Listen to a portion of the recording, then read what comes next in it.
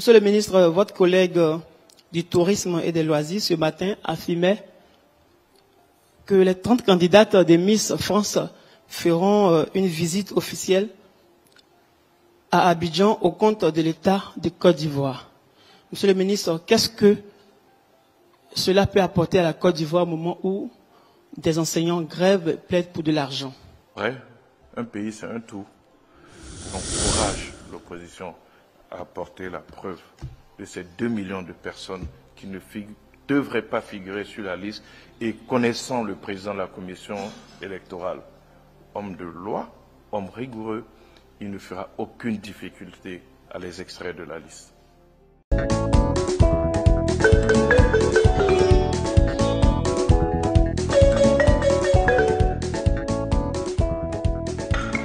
Bompé, tcha tcha tcha tcha. Et où les vis-à-vis?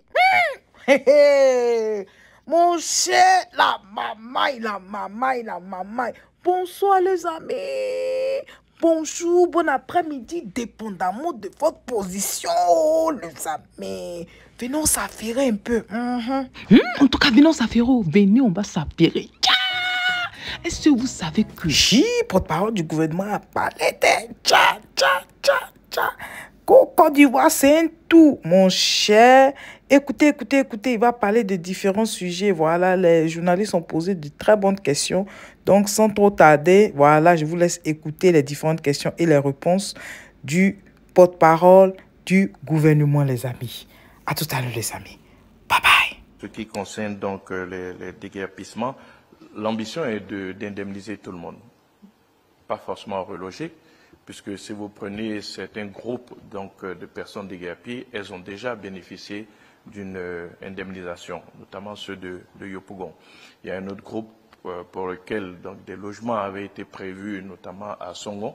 Donc cette opération est également en cours, mais tout cela a été piloté, bien sûr, par la primature, dont notamment la question des indemnisations. Donc notre volonté, elle est claire, c'est de pouvoir donc indemniser tout le monde. Et pour parler d'accélérer le processus, vous savez, avec le dérèglement climatique, on voit ce qui se passe autour de nous. Nous avons traversé une période de pluie qui était certes abondante, mais avec beaucoup moins de victimes que par le passé. Et c'était un de nos objectifs, sauver des vies. Parce que pour pouvoir bénéficier d'indemnisation, de relogement, il faut déjà être en vie d'abord. C'était cela notre objectif premier. Et je pense que quand on regarde aujourd'hui comment est-ce que nous avons pu traverser cette saison des pluies qui s'éternise, tout ça c'est un peu le dérèglement climatique, et au regard de ce qui se passe donc dans certains pays, nous pensons que c'était une opération salutaire pour sauver des vies. Les indemnisations vont se poursuivre, les réflexions vont se poursuivre quant au recasement et au relogement, et tout cela, bien sûr, sous la direction donc de Monsieur le Premier ministre.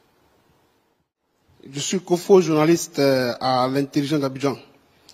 Monsieur le ministre, ce que l'opération de révision de la liste électorale commence le 19 octobre 2024, et les partis politiques de l'opposition estiment avoir découvert sur la liste électorale 2 millions de personnes illégalement inscrites, parmi lesquelles des personnes qui ne sont pas ivoiriennes. Et ils estiment qu'ils demandent donc un audit de la liste, parce que sinon, l'élection présidentielle de 2025 ne pourra pas se dérouler sans heure. Cette liste-là ne pourra pas donner lieu à des élections sans heure. Alors, qu'est-ce que le gouvernement dit de ça? D'abord, il faut savoir que l'opération de révision de la liste électorale est une opération qui est conduite par la commission électorale indépendante. L'opposition prétend avoir trouvé 2 millions de personnes qui ne devraient pas figurer sur la liste, mais c'est une très bonne chose. L'opération de révision de la liste électorale est l'occasion pour extraire de la liste ceux qui ne méritent pas d'y être. Mais pour cela, il y a des procédures. Il faut apporter à la commission électorale indépendante toutes les preuves que ces personnes ne méritent pas d'être sur la liste, et la commission va s'exécuter. Cette opération permet, par exemple, de retirer les personnes décédées. Mais pour cela, il faut que vous fournissiez un certificat de décès. Sinon, c'est un peu trop facile de venir prétendre que telle personne est morte et qu'elle ne doit pas figurer sur la liste. Donc, il y a une procédure. Il en est de même pour ceux qui ont perdu leurs droits civiques. Mais le ministère de la Justice transmet donc les décisions de justice qui font que ces individus n'ont plus leurs droits civiques. À partir de ce moment, la commission électorale indépendante procède à leur extraction. J'encourage l'opposition à apporter la preuve de ces 2 millions de personnes qui ne devraient pas figurer sur la liste et connaissant le président de la commission électorale, homme de loi, homme rigoureux, il ne fera aucune difficulté à les extraire de la liste. Bonjour Monsieur le ministre, je suis Cyprien Kwasi pour Abidjan.net. J'ai 2 questions.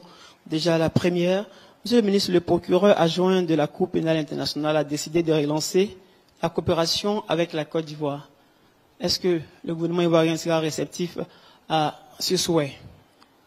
Monsieur le ministre, votre collègue du tourisme et des loisirs ce matin affirmait que les 30 candidates des Miss France feront une visite officielle à Abidjan au compte de l'État de Côte d'Ivoire.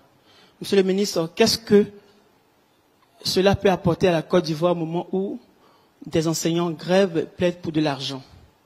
Merci, Monsieur le ministre. Ben, lorsque la CPI, la Cour pénale internationale, nous saisira, eh ben, nous répondrons par les canaux habituels donc, pour ce genre d'activité. Après, un pays, c'est un tout. Vous parlez d'enseignants qui grèvent, mais je vous ai donné les chiffres. 50% dans le secondaire, 20% donc au niveau du primaire. C'est ceux qui font la grève. Maintenant, un pays, c'est un tout. Moi, je me félicite de cette annonce du ministre du Tourisme, parce que ça montre que notre pays est un pays stable, est un pays accueillant, est un pays dynamique, est un pays qui peut recevoir, et nous l'avons démontré lors de la CAN, notre sens de l'hospitalité.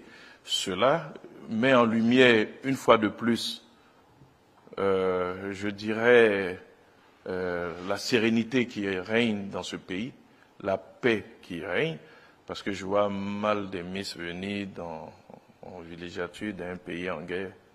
Non, nous sommes en paix, nous vivons bien, nous sommes heureux.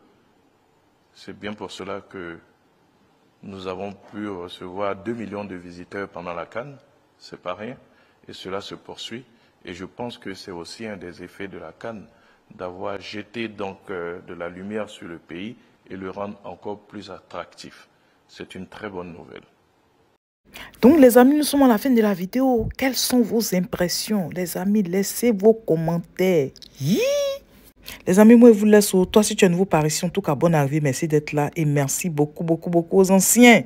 Et que Dieu continue de vous bénir. Les amis, on se dit à tout à l'heure. Bye bye les amis, bye. Ciao, ciao, ciao.